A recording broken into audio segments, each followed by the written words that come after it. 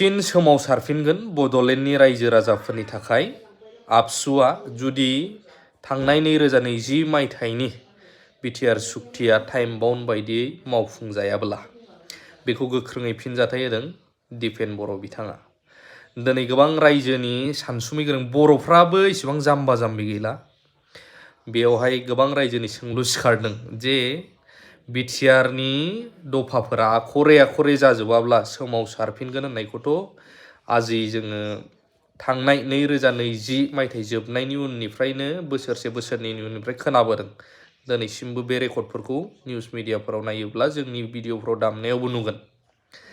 दा खोथाया मा थोंजोङै गोबां मानसिनि सोंलु बेरखांदों जे थारैनो बेवहाय पलिटिक्स एजेन्डासो नामा, जे रायजोनिफ्राय माबा मोनसे खायदा बायदायै माबा आदाय खालामनो हानायनि। मानो होनब्ला गोबांथार मानसिया बेखौबो सोंलु दैखांदों आरो मिथिगौ। थांनाय 2020 मायथाइयाव जानाय बिटिआर गोजोन गोरोबथायाव दिल्लीयावहाय फाइनाल एन्ड कनप्रिहेन्सिभ जाययावहाय रोखायै लिरथेनां गारबोखाबाय आरो फिन बर'लेण्डनि थाखाय सोमावसारनाय जानाय नंला आरो दावराव दावसिया जोबसिगोन जोंनि बिटिसि बा बड'लेण्ड एरियायाव। बर' रायजो नांला होननानै सिगनेसार होनानै बाव गारबोखाबाय। अब्ला बै सिगनेटारिफोरा दिनैनि दिनाव फिन बोरै दावराव खालामफिनबावगोन आरो बेसेबां सैथो बे जोंनि बुंनाय बाथ्रा नङा रायजोफोर, बेयो दिल्लीनि हम मिनिस्टारनि बै टेबोलावनो बै कनस्टिटिउसन बा जोंनि बै जायफोर संबिधान बावनो सोजानाय बावनो लिखित लिरनानै गारबोखाबाय आरो जोंनो आलादा रायजो नांलाबा आसामखौ बोखावनाय जानाय नंला।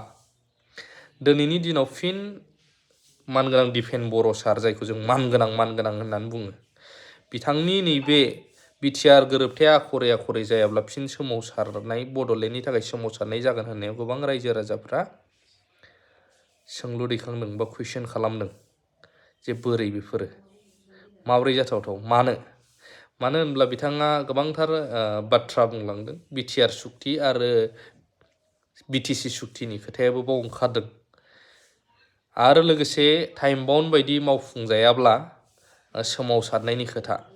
दिनैनि दिनाव जोंथ' जेबो खालामनो हाया, इउटुबार बा ससियेल मिडिया सालायगिरि जाय पर्टेलफोरानो होन सोरबायानो होन, खौरांल'सो दैथायनो हागोन। नाथाय बेनो खौरां दैथायनायजों लोगोसे माखासे मिथियै बाथ्राफोरखौ रायजोफोरनो बुफ्रुसारनानै होनाय। दिनै गाबोननि दिनाव नैबे बाथ्राफोरखौ बुफ्रुसारोबा थारमाने जोंसो मालाबा गाज्रि नुजानाय जायो आरो ओरैबायदि पार्सनेल टाइप आखुजों एटेक खालामनो नागिरनाय टाइपबो नुजानाय जायो। मुंसो लाया, नाम लानोल' बाखि। सानैसो इउटुबार दं, सानैसो ससियेल मिडिया सालायगिरि बिदि बुङो होननानै बुङो, मुंसो लाया बिथांमोना खायफा। दिनैनि दिनाव रायजो राजाया बेसेबां गनायो जे दिपेन बर' सारा जे बुंनाय बाथ्रा, बिटिआर एग्रिमेन्टआ आखरे आखरे जाजोबाब्ला फिन बर'लेण्डनि थाखाय बा बर' रायजोनि थाखाय सोमावसारफिनगोन। सोर साबैसेया ओंखारगोन गोसो गुदुङै गोसो गोथारै फिन, बेखौबो कमेन्ट खालाम। रायजोफ्रा गावजों गाव नायथों आरो लिडारफ्रा कमेन्टखौ नायो दै, कमेन्टखौ नायखुमायो गावसिनि सायाव बेसेबां पजिटिभ साननाय दङ। जों जेनेबा उननि फिरि होनजायो। दा जों जे जेनेरेसनाव दङ, बे जों जोनोम जायैनि सिगांनिफ्रायनो बर'नि आन्दालनखौ जों खोनाबोयो, जों नुवाखै।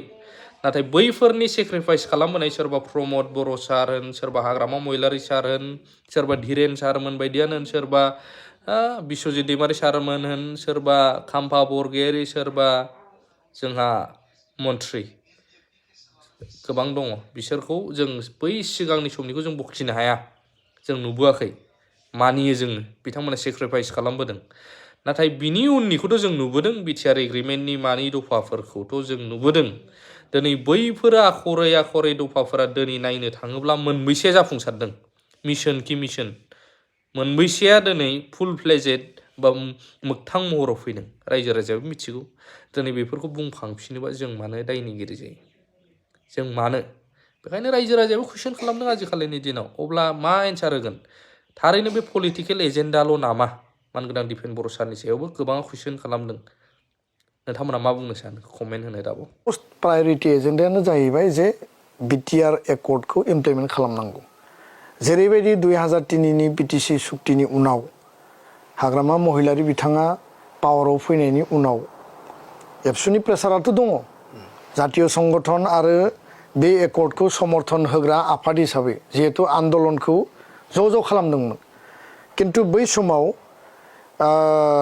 एबसुआ सहि होआखै एबसुआ मानो सहि होआखै बेफोरखौ दा पलिटिकेल मोनसे कुइसनबो खालामो खोथाया जाहैबाय जे एबसुआ एनादार टाइमनि थाखाय आलादा रायजोनि आन्दोलन खालामनांगौ बेखायनो सहि होआखैमोन आरो बै समाव बुझा बुजिनि गेजेरजोंनो जादोंमोन दा हाग्रामा महिलारिया माखासे एकर्डनि दफाखौ मावफुंबाय माखासेखौ मावफुङाखिसै माखासे आद्रा थाबाय जों लुबैयाखै आरो जोङो मोनसे वाचडग बायदि नोजोर होनानै प्रेसार बिल्डिं खालामनानै गणतान्त्रिक भाबै जोंनि आवाजखौ जोङो प्लेस खालामदों आर्गुमेन्ट प्लेस खालामदों इभेन जों बे लेभेलसिमबो बुंदों जे एकर्डआ टाइम बाउन्ड इमप्लिमेन्ट जायाबा एनादार टाइमनि थाखाय आन्दोलन जागोन आन्दोलना जाहैबाथ' सेपारेट स्टेटनि थाखायनो जागोन क्लियार काट बेयाव खुनु लाखोमानाय सिखोमानाय गैया दा जिहेतु मोनसे टाइम फ्रेम थायो दा बेखायनो जोंनि जि मोनसे कर्डियेल जि रिलेसन भारतनि प्रधान मन्त्रीखौ दाख्लै जोङो महोत्सबआव खाथियाव मोनबाय